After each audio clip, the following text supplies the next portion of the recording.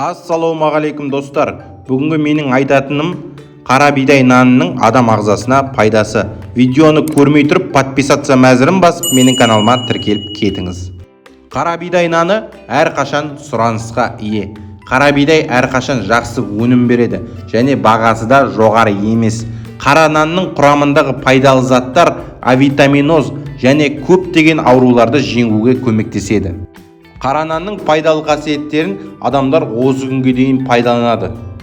Ресейде аштық жылдары қара бидай нанын жеген адамдар ешқашан авитаминозбен зардап шекпеген. Бұл қара нанды ағзаның қалыпты жұмыс істеуін қамтамасыз ету үшін жеткілікті пайдалы және маңызды заттар бар екенін көрсетеді.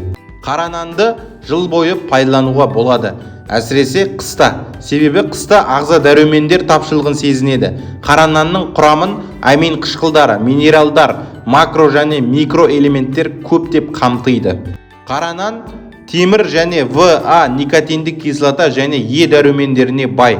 Қара нан адамның тұрақты тұтыну өнімінің санатына жатады. Егер сіз қара нанды тұрақты түрде пайдаланатын болсаңыз, ағзаңыздағы токсиндерден және тұздардан тазартады.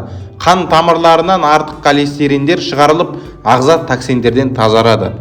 Қара нан ас қорыту және асқазан ішек жолының жұмысын қалыпқа келтіреді. Заманауи медициналық зерттеулер қара нанды көп пайдалану қатерлік және қант диабетімен ауыру қаупін азайтатынын көрсетті.